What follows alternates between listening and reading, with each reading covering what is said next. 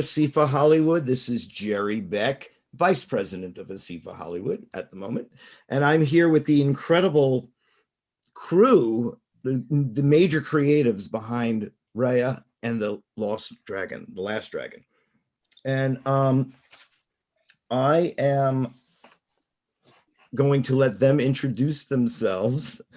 And if let's start with the name I can't pronounce, Don Hall, the co-director of the film. Hi everybody, I'm Don Hall, director of Raya and the Last Dragon. And everybody go in some kind of an order, if you could. Carlos López Estrada, other director of Raya and the Last Dragon. I'm Osnat Shurer, the producer of Raya and the Last Dragon. Great. Adele Lim, co-writer. Qui Nguyen, co-writer. Fawn Veerasunthron, head of story. Okay. Did we get everybody? Mm-hmm. Okay. Yes. We are asking for you to send in your questions in our Q&A part, and we will get to those questions soon. And what a great film. I'm going to start quickly with super compliments. Let's get that out of the way. It really is a great movie, and I was certainly taken by surprise by that. Not that I should be, but I didn't know what to expect in this film. It's an epic adventure, an epic journey. And where do we begin? Should I start with the producer about how this film even came to be? I don't know. Was this a book? Pardon my complete ignorance. Was this an original? Where did this project start? Yeah, it's a completely original story, and it's a combination of a number of us filmmakers sitting in a room and thinking about what is important to us and what is the message, what is the most important thing we want to say. And you look at the world around us, and anyone can see we're divided. And what would it take for us to come together with our differences for the greater good? It's sort of the underlying message we wanted to find. And at the same time, there was this wonderful idea kicking around the studio, and it had these 5 amazing lands separated around the Dragon River. The dragon itself was the Eastern dragon. It was about fertility and harmony, and water is very, very related to water. And the character of Raya, and we sort of knew where we were going with an idea of where to go with the dragon. And from there, it just grew into this movie through our crazy iterative process where hundreds and hundreds of amazing artists come together to make something. We have the writers and the head of story here with us today. Sometimes when you think about just some of the elements of it, the map that looks like a dragon, the areas, I love all that. And yet, if you think about it outside the realm of the movie, it's like, wow, that's really weird, I'll say. But it works. It works so well. I bought it completely. Where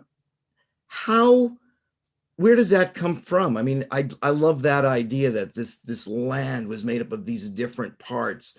Can I speak to Adele and Qui?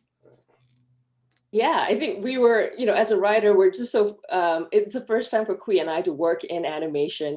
And the wonderful thing about that is how collaborative it is. It takes the burden off the writers to have to come out with every single little thing, because so much of it is already there and it's glorious.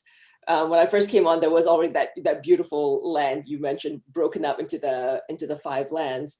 And I remember when Osnat first approached me about this, she said, we have this amazing young female kick-ass warrior with an amazing sword, and there's a dragon. And I said, I am in, absolutely.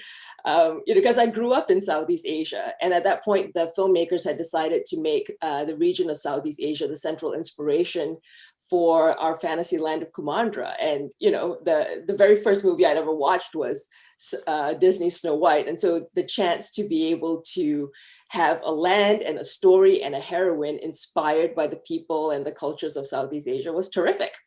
And I'll say a little bit about, just the first experience of working with story artists, and I'll hand it off to Qui. But the best part of the whole experience as a writer is being able to work with the most talented story artists in the world. You're, as a writer, I'm so used in live action, we're just so used to having to come up with every single detail on the page. And over here, just being able to have, you know, a general idea of what you want to do and hand that scene off to an amazing artist. And then they come back with all these amazing visuals and dynamics, things that you never would have thought of. And being able, you know, it's like being able to have a partner who's a director and a writer and a cinematographer helping you shape what those scenes and the story is going to be was terrific.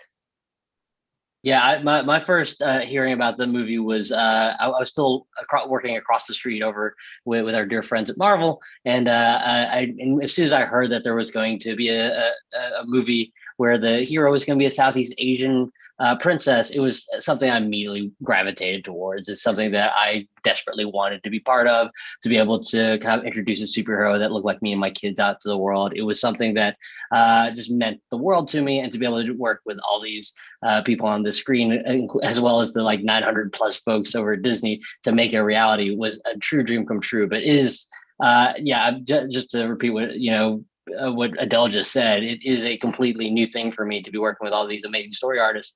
My favorite thing about telling stories in this kind of medium when it comes to the screen has always been collaborating with other writers and other artists, and to be at Disney and to be able to add like story artists in that has been a completely profound way of making stories. Like I've never had anything like it. I've never been in a process so utterly collaborative from beginning all the way to the end. It really is the kind of secret ingredient that makes Disney movies, the people, and how we trust each other and how we kind of hold each other up and support each other. Fawn, let me ask you, how does it work in this case, in this particular case for this film, in terms of being head of story? Is your role making sure that the elements that the writers are putting together or that the artists have come up with? Tell me how you work with this crew and in this film. Yeah, it's a true collaboration, and I just want to shower Adele and Qui with so much love. Storyboard artist team, it's been a dream to have this back and forth between the writing team and visual artist team, and we bring up ideas, and they're always open to hearing, and there's a true collaboration, like I said. And every time we pitch, they both are like, "Oh my goodness, this is what it looks like. It's amazing." And then how about this? We can do this, and we can do this to make things even better. And that is true for all the departments at Disney Animation. Every time the scene leaves story department to go to layout, you know, I have no doubts that all the departments are going to make our work even better. There's that absolute trust. And to add to the beginning of this project, I grew up in Thailand. So there's an area in Southeast Asia, the river called Mekong River, that has an intense belief in the dragon that we call Naga. So when I saw that map, I feel like, oh, I can relate to this story, and we're gonna go into it and singling in on the feeling of the community in the region. And I love it. I love the main character, how strong and kick-ass she is. We can say kick-ass, I think. And that has been the dream come true to work on this film. Well, staying with the writing for a second, it is true that today, in our world today, in the real world, we are polarized. It's real. And in this movie, you've got kind of this fantasy version of it. But I mean, I think we're more there than we were when you started working on this, you know, so where did that come from? Is it just part of what you were trying to do in this film, or did you see this as a parallel or a parable or about today's times? What do you think? Well, I think one of the early challenges with the movie was that because it's fantasy, there were no parameters on it. You know, you could do and think about just about anything. And it was important to the filmmakers, everyone here, that our fantasy world, even though it was make-believe, was a reflection of our real world, that any child, you know, at that point, or like 3 or 4 years ago, could look around and see how divided we were. And that sort of gave rise to a lot of the others, the rest of the story components, like the Droon. And when we were thinking about, you know, what that large external threat was going to be, what drew us to the Droon was that, you know, they turn people to stone, but there's an ability to have the world restored, A, and B, the Droon they're not sentient beings. They're not, you know, they don't care who you are. They don't care what your political affiliation is. They just want to take over and divide. And even when we were talking about it early on, we talked about it in terms of being a virus. This is before the world had ever heard the word COVID. And, and I think as time went on, it became clear that, it was going to be looked at as a metaphor for this virus, and, even the tribalism and the divisiveness of the world. It just seemed like a natural sort of progression of that first broken world. And so I think, if anything, it was really an inspiration, to keep shaping that story, to keep grounding the characters, and and this journey that our hero Raya goes on. And just to credit Don and Carlos too, we always had the idea of these divided lands and bringing them together. So it was going to be a story about unity. And and Don brought up the issue of, well, what does it take to unify all the lands? That it's not just about, let's work together and figure this out. If it was simple as that, we'd all be doing it. And it really came down to trust. But I'd let Qui or Don talk more about that. Yeah, I would just add, like, there was like this metaphor, like, obviously when you're working on this, we had, you're trying to make a movie that is timeless. We had no idea it would be as timely as it was, right? Like, it just became more and more relevant to what we're living through. And it's one of those things where I didn't know if, how it would play to like an 8-year-old, but I have an 8-year-old. And I remember when my youngest saw the movie, I remember his response was, "Oh, this is about us." And I was like, "Oh, about us being Southeast Asian?" He's like, "No, it's about us, like what we all are. Like, this is the world that we live in, that we need to get along better. We need to trust each other." And I was like, "Oh, my 8-year-old got it." And that was super moving to be able to, tell a story out there that I think was very hopeful, and a story that helped kids to be able to see themselves in a film like this, but also to be able to have that conversation. Because as soon as he brought that up, we could talk about that in our family. And I've said this a million times, what I love about Disney films, just like Big Hero allowed us to talk about grief, Zootopia let us talk about racial bias, this allowed us to talk about the time we're in with our families. And I felt like that was a very special thing that this movie allowed me to do, to be able to approach this situation with my children and talk to them in a way that they felt safe, to be able to talk about all the anxieties that they're going through and all the things that they're going through, but ultimately still have just a joyous ride. At the end of the day, they wanted to be like Raya. They wanted to be like Namari. And not just because they wanted to be able to punch people really hard, which they totally wanted to do, but also to be able to go, hey, I want to be able to trust in other human beings as much as they did at the end. And that was something that was super satisfying. There's that expression world building, and I want to talk about that because I don't know how that can't be easy. I don't know. We've seen Lord of the Rings, Star Wars. We've seen all these films that create universes for us. And when this started, I thought the same thing. I thought, well, I guess it's a Star Warsian kind of thing. It's kind of that. But I was very impressed with how easy it was to get into your world, to follow what was going on, not be confused. It was really perfect. I'm gushing about, your storytelling here is good. I mean, I guess I don't need, I guess it might take a long time to explain, but like, how do you even begin that? I mean, did you start with the different lands and who might be in those lands? I mean, how does that, I just want to get one more thing about this aspect of the film. Who could tell me about that? Yeah, I was gonna say, I think, we have such an amazing art department at Disney, and specifically the team that made this film.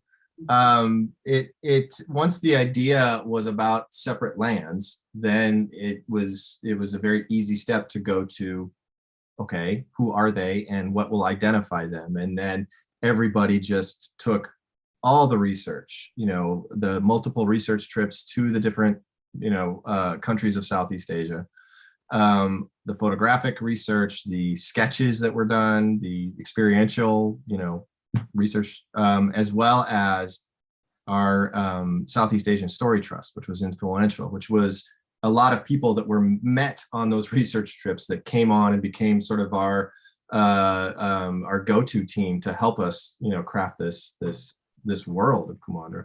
And so everybody just kind of took on that challenge, and it was it wasn't easy, as you can imagine, because normally when you're making a film, it's like you spend all your time making one world. We had 5.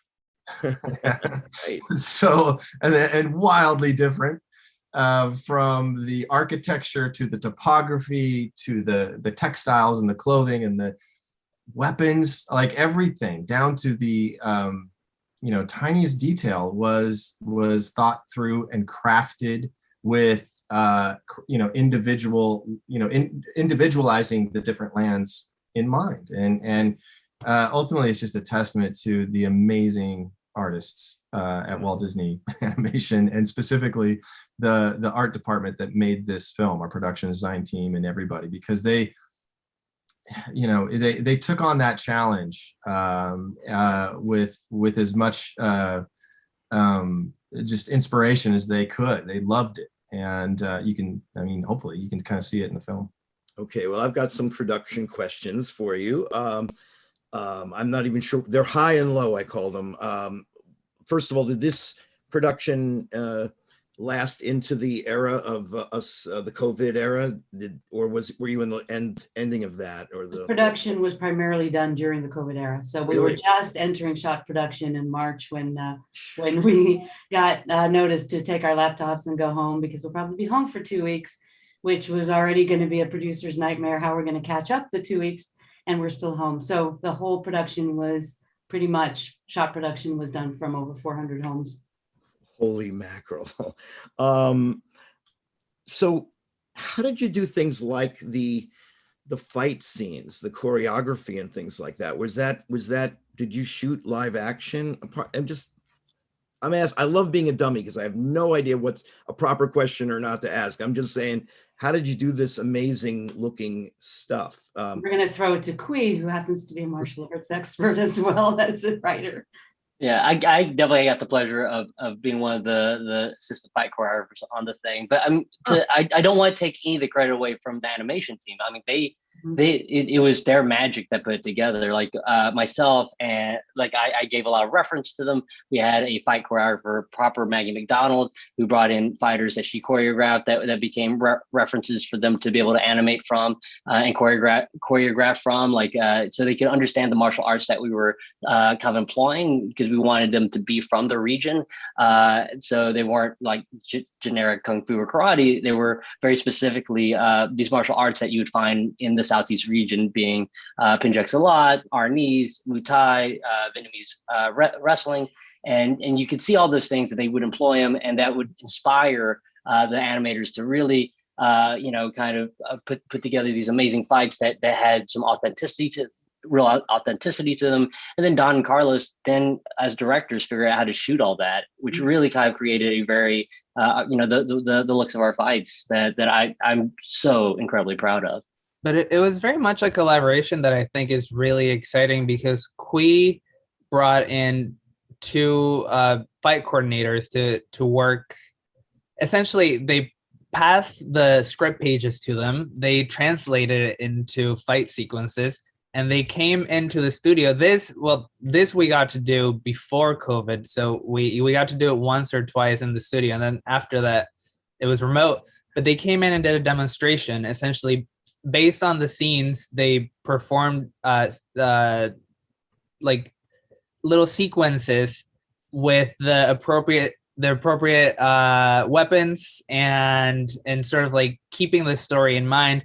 And these were way longer, but then the animators took those scenes and essentially cut it into like somewhat of like an animatic that they presented to us. So essentially they edited together and say, we imagine this kick happening after this move and then this move, and then we could sort of like shape it a little bit together. We could figure out how it would move. We could figure out how it would build. And then after it was shaped, they took it back and then actually animated and then plussed it. So it was dealt almost like a dance number, like a song sequence, I think. Yeah, and it was all animated from scratch. It's not like we motion captured it, or it was all about the animators that getting the reference, understanding the moves that Qui and Maggie wanted, and then making it their own. I mean, we ought to credit some of the story artists too, yes, who really kind of had the first crack at the scenes and basically shape them in terms of a structure, and sometimes maybe took it into a PG or R kind of place that we had to like pull it back.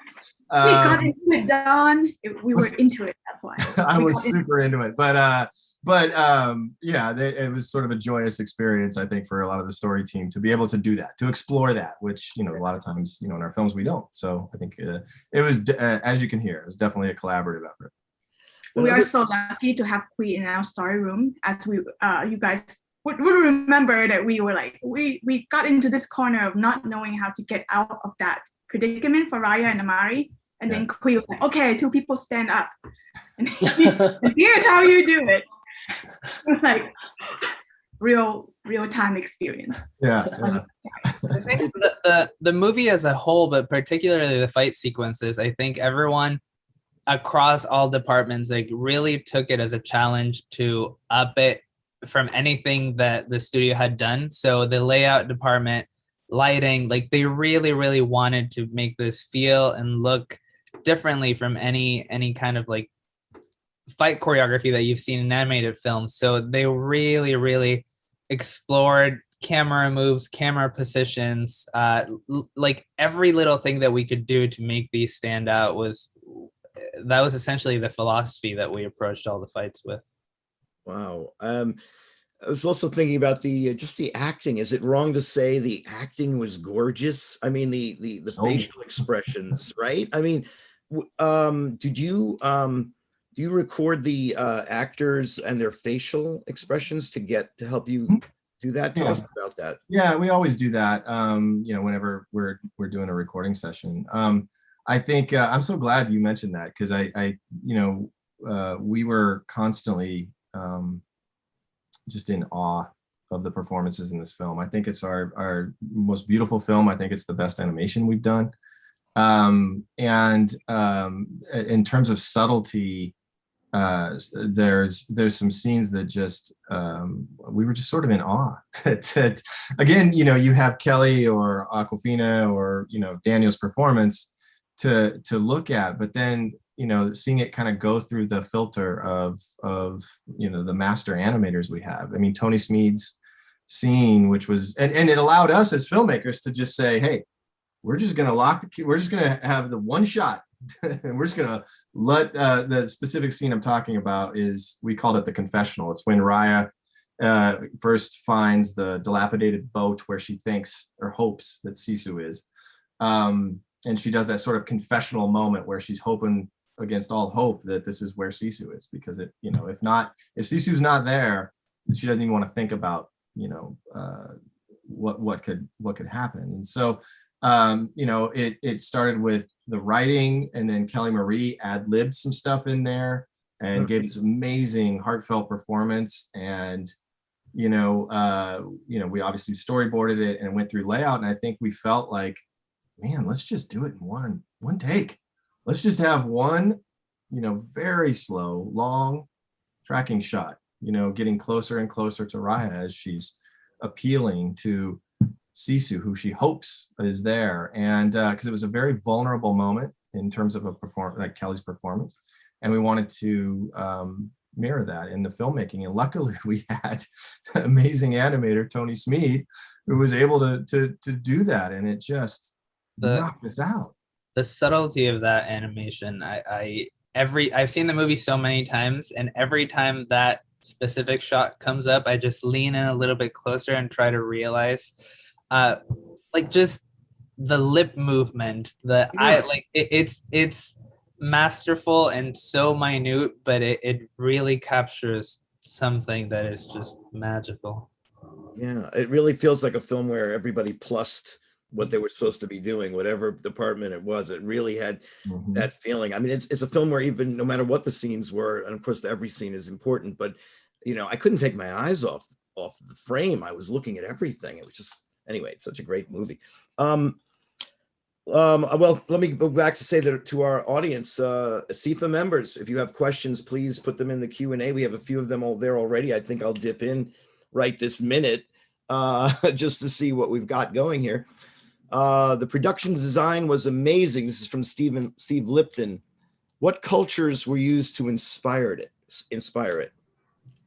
Well, I'll start us off.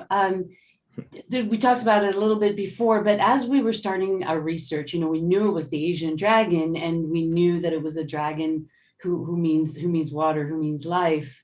We went on first of a number of research trips to a number of countries in Southeast Asia. So we're talking about a vast region with over 650 million people, multiple countries, hundreds of ethnicities and cultures represented there. But one of the things we found when we first went, everywhere we went, was an incredible sense of community and of people working together with all their differences in many countries for the greater good. So that really grounded us in wanting the region of Southeast Asia to be an inspiration. But again, broad region. So we started working with an anthropologist and textile experts and various experts, archaeologists, historians, to look at what are the shared principles across the region as much as possible, and then find those and apply those into our fantasy world. So the movie is inspired by the whole region. We got to go to only 6 or 7 countries, and just even here in our core key creative, we have Adele from Malaysia, we have Fawn, who grew up in Thailand, we have Qui, who's very connected to his Vietnamese roots, and so already 3 countries are represented in every single conversation. So we looked for what are the common threads. How do you apply that into this pure fantasy world, and how would it be expressed visually, but also psychologically? The design is also inspired by, all right, well, if in our minds the first people were in heart, and in the heartlands they were most connected to the dragon, then the shapes there would be circular. They would be like a drop falling in water, because it's about water. So it was inspired too by the psychology, by the sociology. You're in Talon, they all want to attract attention, brightest colors we have, because look at me, come buy from me. So it was a whole combination of that, and then the artistry of our incredible, and thanks for pointing that out, our incredible production design team. Yeah, artistry is the thing. It's when I think of classic Disney movies back in the day before CG, one might think way back when, why make this movie in animation? But because it has talking dogs, because it has a flying person in it, it has things we couldn't do in CG. Today, the world is different. But to answer that question now, and to look at a movie like this, because we can't see these worlds the way you can envision them here. That leads me to a couple of questions around the production side. Like, first of all, was there any particular innovation? I don't know if that's the way to put it, but a technical thing that had to be conquered in order to put over a shot or a scene for this film, something like that, or? I mean, in addition to working from 400 individuals. Yes, I know. I'm just trying to see, like, if they have. Yeah, our head of technology, Kelsey, talks about it in that there were things that we pushed on in the last few films. I was lucky enough to work on Moana. We worked on water. Right. On Big Hero 6, they had this kind of crowd of these little almost characters and how they moved. Right. On Frozen, we had snow that became sand in Moana. That we literally in this film needed all of those things together in many of the shots. We had water, we were on water a lot. And then we ended up inventing things like the Droon, who could never actually be fully drawn on paper. They're all about their motion, and were kind of created by the effects department, directed with the director. So there was innovation in actually trying to combine all those things in addition to specific things like, how does a dragon move? It's not a skeleton we usually have. It's not those kinds of things that had to be pushed on heavily.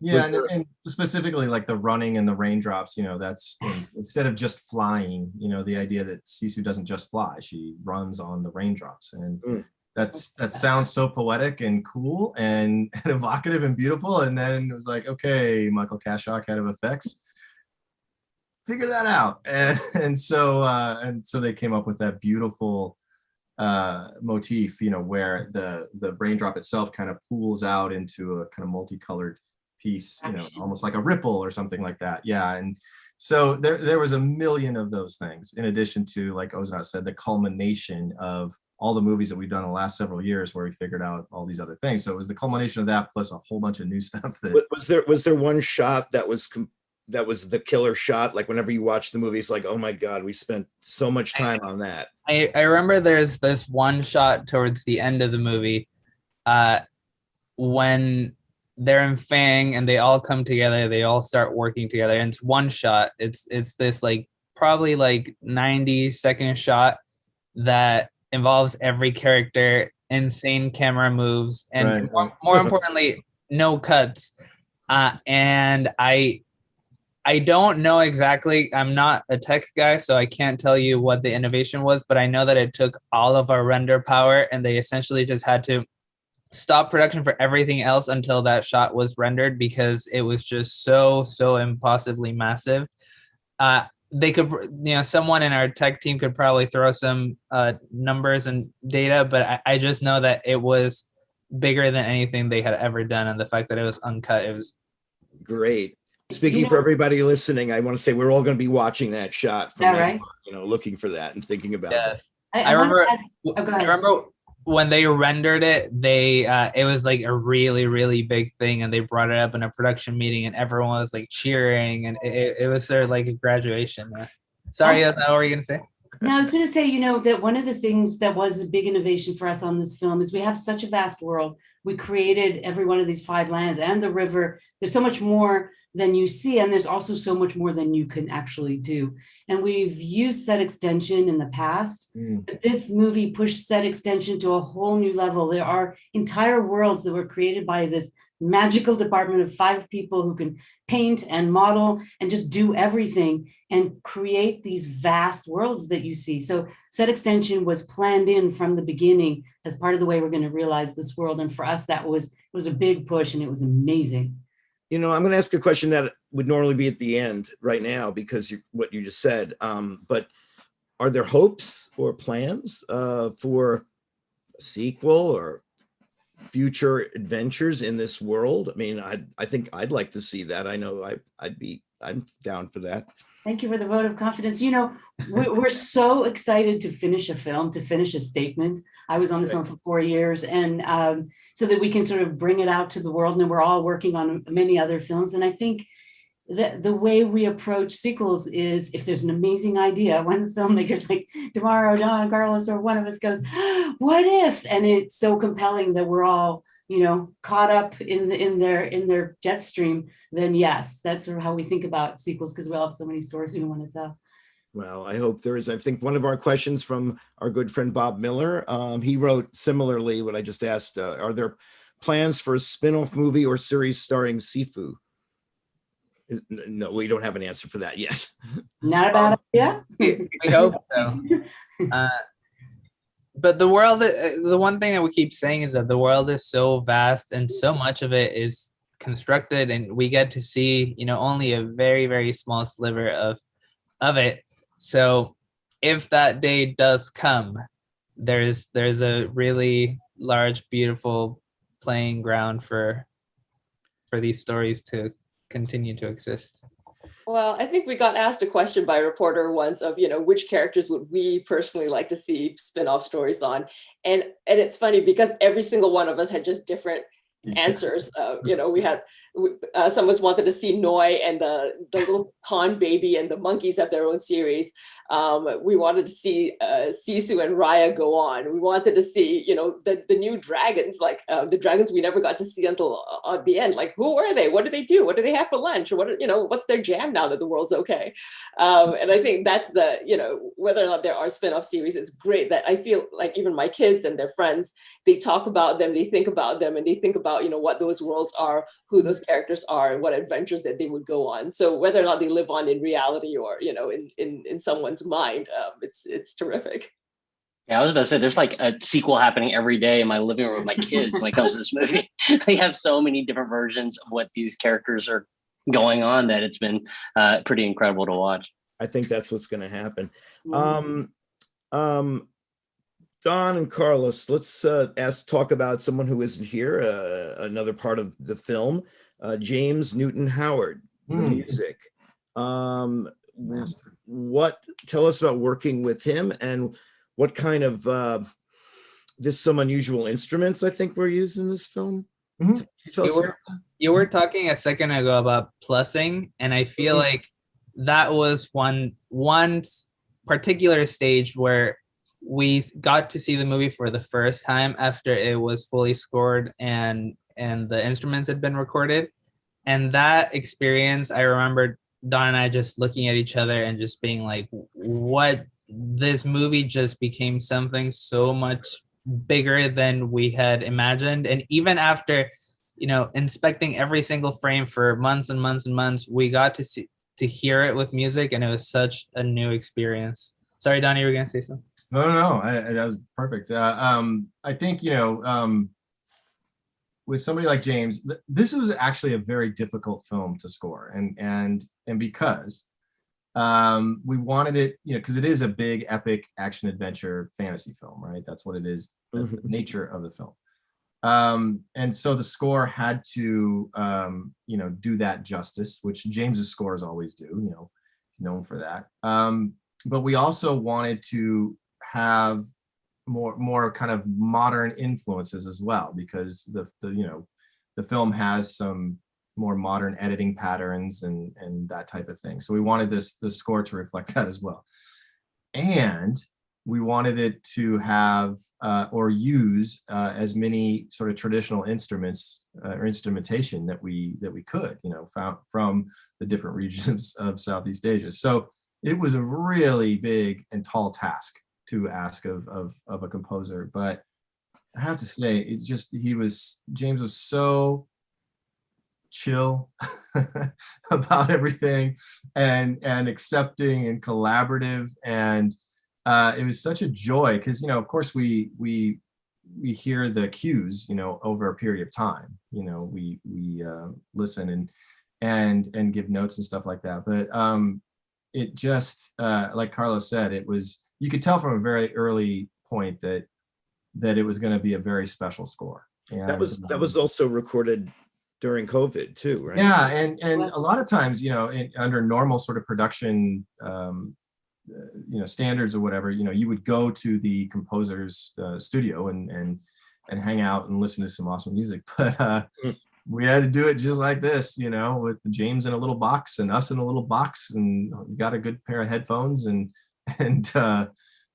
just did it that way. And then of course when we did all the playbacks and stuff, we were able to go into the mixing stage and hear it live. And it was just amazing. So yeah, it was really a joy to work with somebody like James. I mean, he is top of his game right now. I want to just quickly go back to the voice cast again, only because that must have been, was that recorded before the shutdowns?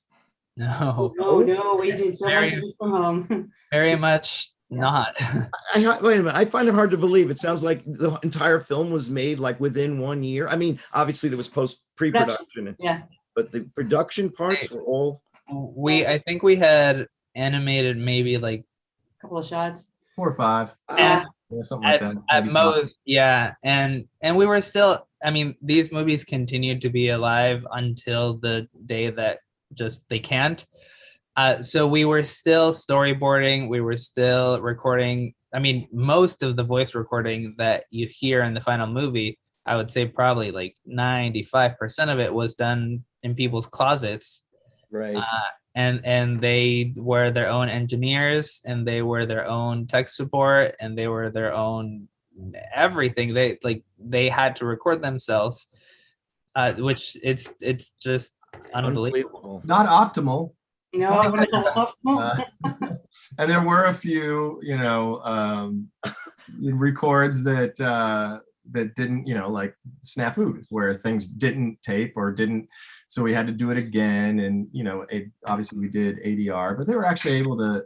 The engineers were able to clean up a good amount. You realize in the future, some exec is going to say to somebody working on a future Disney film, like, "Hey, they made Raya within a year in a closet. Everybody worked in a closet, so you can do much better here." Yeah. You really raised the bar for closet filmmaking. Yeah. Nice. I mean, we did. I really sympathize with the actors. because it's not easy, to do voice acting. I know it may seem easy because I think the actors make it look easy, but it's not, because generally they don't have anything to play off of. It's all in their own heads, and so it's already a tricky kind of performance, and then to add on to that, like, you got to make sure your camera's on, and you got to make sure the mic is pointed the right way, and you got to hit the, and by the way, if it's a two, let's say we have a 2-hour session, it's not like we go for the whole 2 hours, because you can't send that much data, it's just too much. So we would stop about every 15-20 minutes. Yeah, like, okay, that's good. Can you stop recording and send that? I remember Aquafina being like, she was recording, she would do a few lines, and then she would stop and be like, hey, by the way, Gabe, that file is like 95%, so almost there. Let me know if you want me to change the file name. And they would get back into the scene, and she would finish the scene and be like, okay, Gabe, you should have it now. Should I CC anyone else? Like, it was just madness. Aquafina is very tech savvy. Like, she really, she could handle that. Like, she was all about it. We essentially sent her a tent to put up in her living room because we were getting echoes. So she got this kind of literally put up a tent in her living room so that we would get better acoustics. I'm gonna once again, audience, if you have questions, please write them in. I've got our friend Rossiter has written in. You guys might have answered this already. It said, what was the most exciting part of making the film? Is there an answer for that we didn't hit already? Because it really sounds pretty amazing. I think just making the film the way you made it is the most exciting part. I feel bad that you didn't have like the whole year with in the Disney offices where everybody's rooms were decorated in Raya motif or something. I think it is like, okay, when we, like Osnat said, when we went on to quarantine, we were sort of expecting it, like everybody, to be a couple weeks, and then it turned into not that. And the technical challenges were leapt over fairly quickly by our amazing technical support team. Like, within a weekend or maybe a week, they had everybody up and running. 450 people with their computer rigs at home. We didn't miss a beat, really. And that really is a testament to them and their hard work. So the technical challenges weren't, we felt like we handled them. But the bigger challenge, I think, that gave us a little more anxiety was just the way we were working. Because for 100 years, we've essentially worked the same way, which is everybody in a building working together, seeing the same people every day, collaborating casually and not casually, like in meetings, but sometimes not. Sometimes the best ideas come when you're just talking to somebody at our caffeine patch or over coffee. So that all went away, and that, for me, that was a little scary because I didn't know how we were going to respond to that because we had been doing this the same way. That said, we found ways, and I think it's really a testament to everybody's passion for just working at Disney Animation in general, but also for this movie. The way the crew wrapped their arms around this movie, it was like something I've never seen. Yeah. So even though it was difficult, and it was, I think we did learn a lot, and we grew a lot as a studio, in terms of, how we work and how we work together and the trust that we have in one another. So, and I think that's, again, a testament to why the film is the way it is because everybody dug in and loved it. I want to piggyback on Don because he's talking about, like throughout the process. But when you talk about like my favorite moment, like I think about because I got to be around the Marvel folks for a while. And I remember asking them very distinctly once, like, how do you know when Black Panther succeeds? And I remember one of the producers there saying, I know it succeeds when kids that don't look like Black Panther want to be Black Panther. Because what does that mean culturally? What will that mean for a Black kid to see someone want to be someone that looks like them? And I remember very distinctly after Raya was done, and having a whole bunch of kids over watching the movie in the backyard, they immediately leapt to being and fighting over who gets to be Raya. And none of these kids most of them weren't Asian, and most of them were boys. And they had leapt past that and went, I just want to be the hero, this hero that looks like my kids. And what that says to kids, friends say, hey, I want to be like that. I want to be like someone that looks like you. Just that message, that thing, like still, I mean, like it's been months since we opened it. And I still think about that moment. It still brings me to tears because it was so special. And I was like, and I'm not going to lie, I said this like when I was with Adele recently. I might have hung out at Target a couple of times just to watch kids run up to the Raya toys, be excited about it because it is still I've never done this before. And it still blows my mind that kids not only want this, but they just are so excited about these characters that I never thought could ever exist from a Disney movie. And I'm so appreciative that we got to make these characters, you know? I can't. I want to build on it because for me, on what both of you said, because for me, the opportunity for us to tell a story about a strong, flawed, nuanced female protagonist on her own journey, plus the central relationship is between a friendship between two females, plus the antagonist with this really interesting relationship that Raya and Namari have. And for me, definitely to see that on the screen, we could not find references when we were looking for references for female friendship movies, mainstream female friendship movies. And yet it's something everybody can identify with. So for me, that's like, whew. Well, it's the way it's written, it's the way it's directed and acted. That's what does that. And it removes any of that I don't even think about it like that, male and female. It's just an adventure and a story and, a person on a mission. And I mean, it's fantastic. I can't wait to see what you guys do when you don't have to work in a closet. No. But related to that, one more time. I mean, so what was the pre-production schedule like before the year of production? I mean, how many was this in production for, like 2 years or something before that? Well, I worked on the movie for about 4 years. The movie started before that, but we spend typically quite a number of years just working in story. So we're working in a script, story, we're putting up screenings, we have our story trust, all the other directors and writers and creatives in the studio put aside their project for the day or two, sometimes longer, to help each other make the movie better and better and better. So for us, in a sense, we're in production, but we're in story production. And then we started assets. So all of that, the design and assets, all of that was done, and we were starting shot production. So typically shot production is going to be somewhere between a year to 16 months. And that's what happened. We started shot production and COVID hit. So before that, it was story, art, and creating the assets that we were then animate. I'm going to go to a question that we have in our Q&A, but let's see if I can read it appropriately.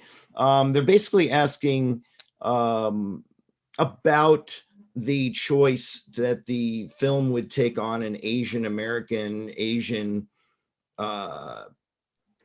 voice cast, atmosphere. I'm not sure. I'm not really sure what the question is, other than why that? Why go there? Why that as opposed to some other aspect? That's the question. I'll start us off. It was integral to the story, and we had these lands around an Asian dragon river, right. And that dragon is the dragon, not like the dragon we usually see, who's fighting and who's whatever, protecting the treasure and breathing fire, and that already was exciting. So with that, you want to start connecting to the inspiration that leads to it, and the more we spend time in it and with people from the region, the more excited we got about all the other areas of inspiration. So that's the why. And if I'm reading the question correctly, is it difficult? Sure. It's difficult to make a movie. It's difficult to tell a great story. Sure. Having inspiration from places that we haven't necessarily been inspired by before in our stories is one of the most exciting things. And we get to collaborate with amazing people. So sure, it's difficult, but it's really cool when you can collaborate in the storytelling with people that lived the cultures that inspire the film. Yeah. And just to add to what Osnat was saying, I mean, selfishly, I think for Fawn, for me, and for so many people in our visual development team, we know how special our culture and our traditions and our histories are, but our friends don't. Our American friends generally, would have trouble, identifying those cultures or seeing anything about it. And being able to see all these key points, even Raya's sword, that amazing wavy sword, or the fruits or the batik or the soups and the foods, things that we all loved and grew up with, being able to be, celebrated and shared with people around the world. Because for them, it's all new. And for us, it's, not just that we feel seen, but, that we feel the rest of the world also sees us.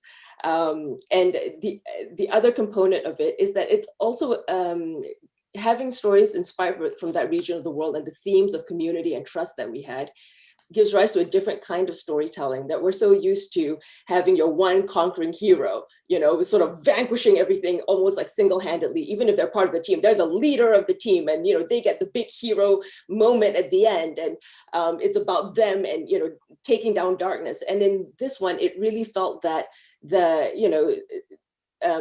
villain was this inability of our characters to get along, and that for our main character, she gets her power not by vanquishing another person, she gets her power by bringing that person into the fold.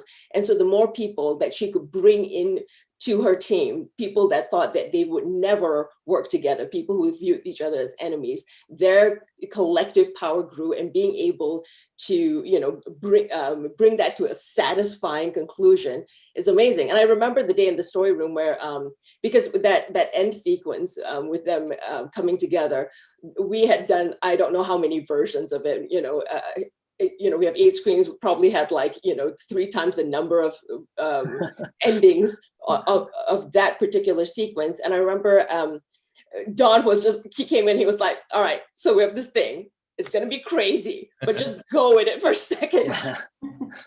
That we've never seen an ending like that, where, that the hero gives herself up in that way, and it becomes something so inspiring. It takes that level of passion, that level of selflessness to be able to win an enemy over, and that becomes the solution. And and that, as fantastical and magical as that is, it really feels like it resonates because it's just so rooted in reality. That's how much it takes to bring somebody over. And I will say that in addition to all that, it's boy, I feel very lucky that we were able to make this film and release it right now in this moment, where I think when it comes to our community, the Asian American community desperately could use some joy. There's obviously a lot of injustices happening to our community right now. And obviously there's no way Disney or this team could have predicted this moment in time. And to be able to have something to give back to our community and go, hey, just here's some joy in all of this, and to be able to give our kids some hope is something that I'm utterly appreciative of. And again, obviously we had no idea that the time that we're living in would be the time we're living in. But man, it's a blessing that we got to all be part of this. I want to repeat that you succeeded because, in my opinion, pure and simple, the story is universal, and that anybody can enjoy this and love it as I have. I have one more question before we have to go from our audience. Were the actors, I think you alluded to this, Don, were the actors allowed to improvise lines? And if so, what lines were improvised? So many. No. Yes. Not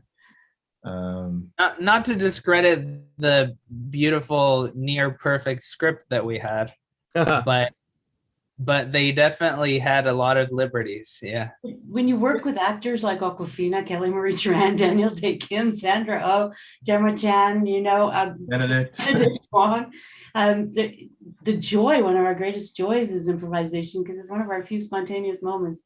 So with Awkwafina, we had to turn our mics off all the time because we're laughing so hard. And some of those ideas, they would just, either that line itself would make it in, or Qui and Adele would hear it and go, oh, let's do our what we need for the story, but with that idea she just threw out. This is one specific moment that I'll just go into. It's not a comedic moment, actually, although there were many. But our first recording with Kelly Marie Tran, that scene I referenced earlier, which we call the prayer, the confessional, where she sets out sort of an offering and is trying to call Sisu forward. It was a fairly short scene as originally conceived, and it was Kelly's first recording sessions, first time, probably the second time we'd even met her, and so we were doing that scene, and she said, "Hey, do you mind if I try something?" And of course, the answer is always, "Of course, try." That's what we love.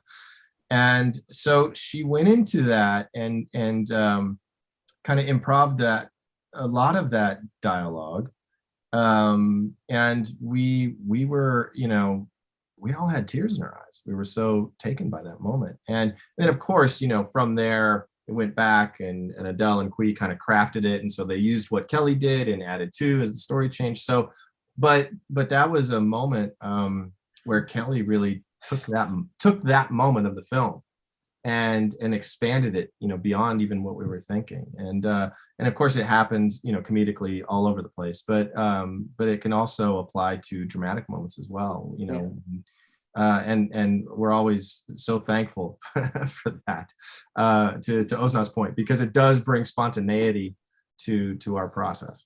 Yeah, I would say that that's one of the big joys of working at Disney is it's so collaborative from beginning all the way to the end, and includes everybody. I think that in in a lot of movies and traditional filmmaking, you have this strong director vision, and we all kind of glom onto that single vision. But with Raya, it was kind of the vision of 400 plus people that put their heart and soul into this thing. I'm I make a joke that Raya is a superhero with 400 parents, because we all had to put a part of who we are into it. It wasn't the vision of a single director, a single writer, or a single producer. It was a vision of 400 people that had to really trust each other from, kind of isolated from their homes. And we had to trust each other that we could do each other's job without having to linger over each other's shoulders, and to imbue everything that makes them special into this character, into these characters, into this story. And I think that includes the actors who gave so much of themselves into crafting each and every one of their voices, as well as everyone on the screen, that helped just kind of guide this vision into becoming this movie that I think will mean a lot to a lot of kids for a very long time. I agree. And I'm going to call it thank you. We have the incredible crew of Raya and the Last Dragon. And I'm going to say thank you on behalf of ASIFA-Hollywood for gracing us with your presence. Thank you to our directors, Carlos and Don, producer Osnat, writer Qui and Adele, and head of story Fawn. Thank you very much on behalf of me and ASIFA. And thank you. I can't wait to talk to you guys outside of our closets.